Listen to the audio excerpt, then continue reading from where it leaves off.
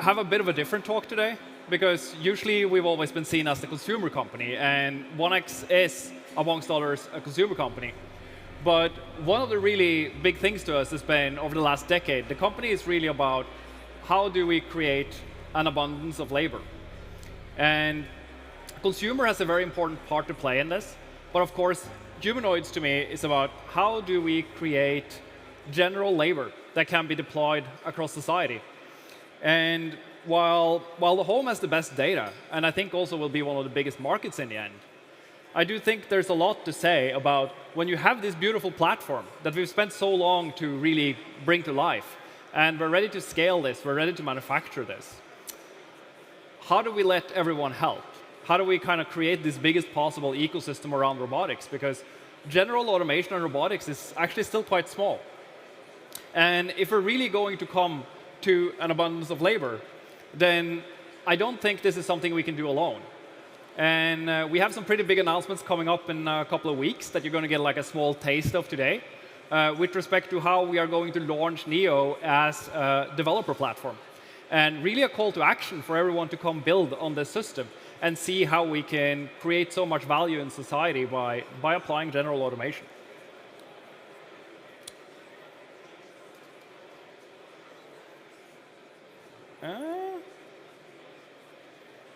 There we go. OK. So there's been a lot of talk about data, and I do think ultimately it's all about data to get the models to be the best. And one thing that we're pretty proud of that I think is quite unique about Neo is that it will be shipping with full 22 degrees of freedom hands, just like we have, or we have like 25, but it's pretty close. And we're super excited to really see what can all of you guys out there do with this as you start developing.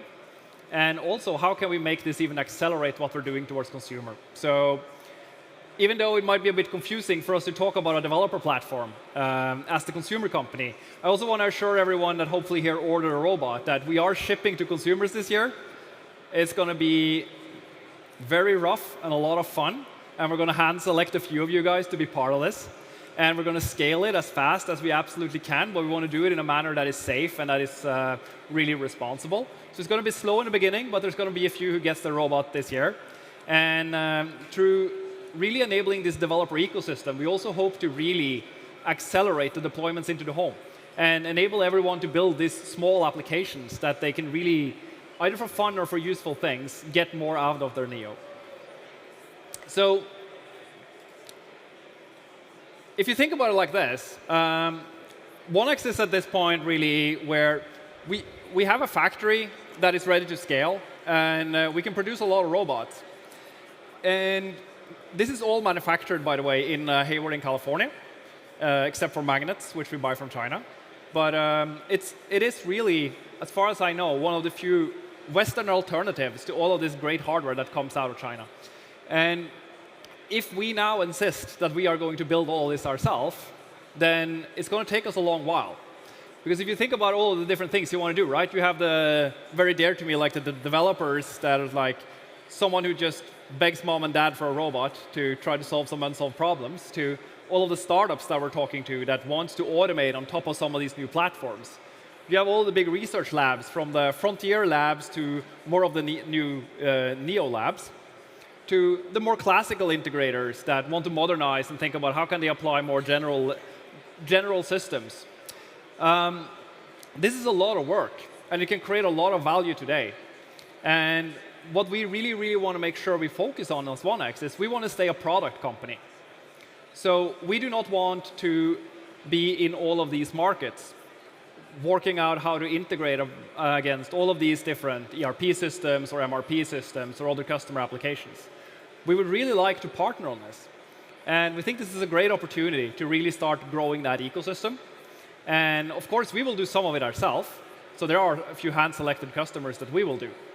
But I do really hope that after this talk today, there is a few people in the room here that gives Neo a try and really thinks, is this something I can build on? Is this something where I can create value? And when you think about Neo, I want to talk a bit about how Neo is different. Because to me, robotics has always really been about safety. And there is, of course, no such thing as a fully safe system if you are doing useful labor. But you can do a lot to make your system as safe as possible. And I'm very excited to see that, like, how can we apply robots, not just industrial manufacturing? Now, of course, we're using NEO in our own factory, and we're doing manufacturing. But this is such a small subset of the world, right? And ultimately, safety can be this very complicated thing. But to me, safety is quite simple. Safety defines where you can go, like how useful can you be? Where can you apply your useful labor? And the dual of that is, of course, where can you gather data? How much data diversity can you have? How can you ensure that you have as many and as broad experiences as possible to create the most intelligent models? And I don't think this is essentially talked enough about, because if you want to build robots that are safe, then you need to build them a bit differently than kind of like what I would say like is the classical systems. So, you know, for the last 60, 70 years, we've generally been building robots by having these very heavily geared systems, where you can think about it like if I move my arm like this, and there's a gear inside here that's 100 to 1, this would spin at, say, 20,000 RPM. And that contains a lot of energy. Kinetic energy is the velocity squared. And through this, you create these robotic systems that are quite strong, but they're stiff, and they're heavy, and they're high energy, and they work really well in these industrial use cases. But they're not so well designed for these unstructured environments we humans live in. Now, of course, we humans, we work very differently.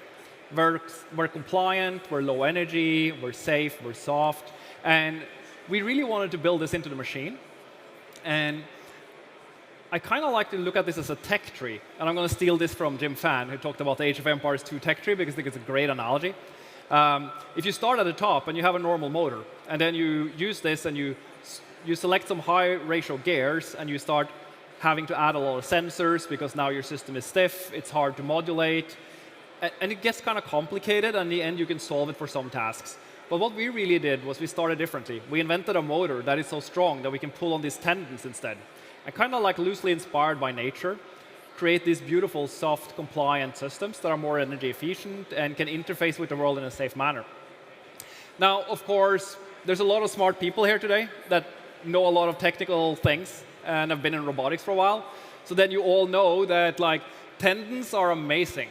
Like, they're the holy grail of robotics, but they don't really work that well.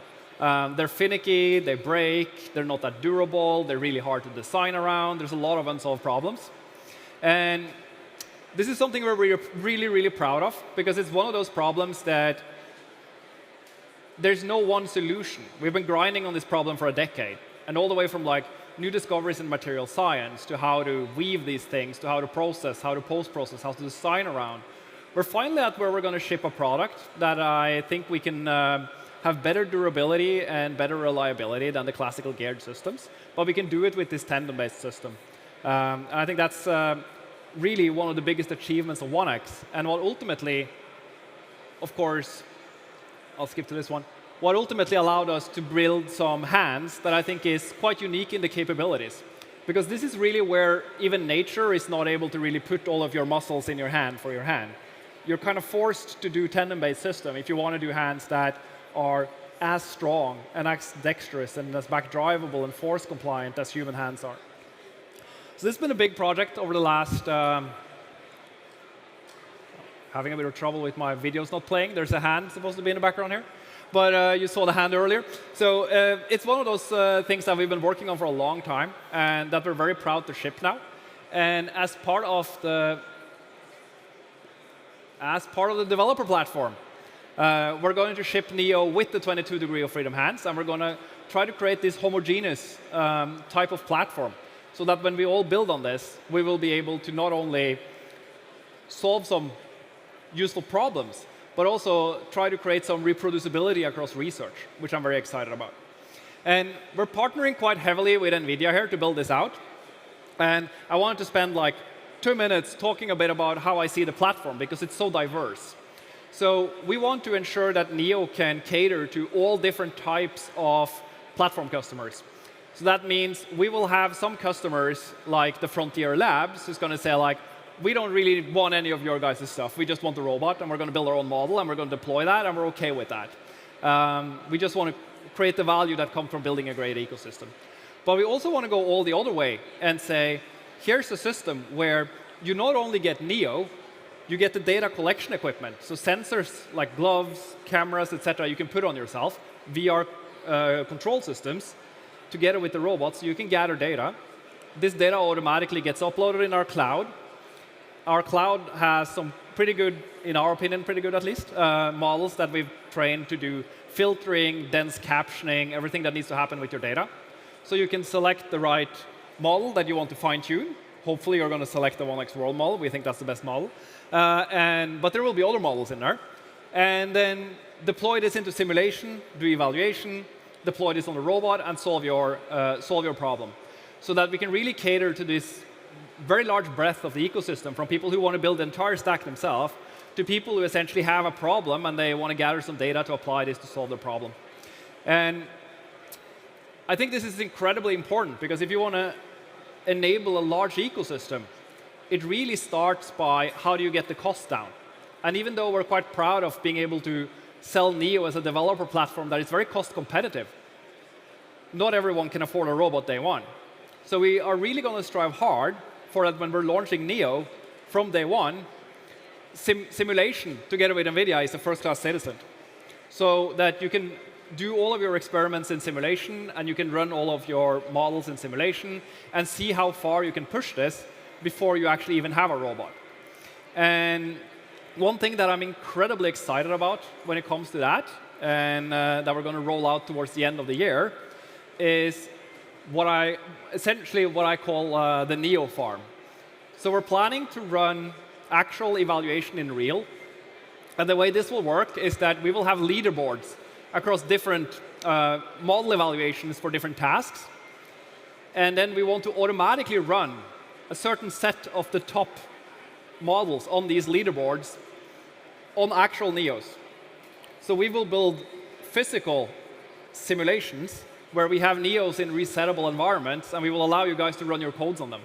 So that if you really come up with some novel ways to solve some problems on the learning side, and you don't have the money to buy robots, you can still actually run this on real robots and get actual deployed benchmarks, so that we can create fairness on structure and score around benchmarks for robotics, which I think is something that's been sorely missing. So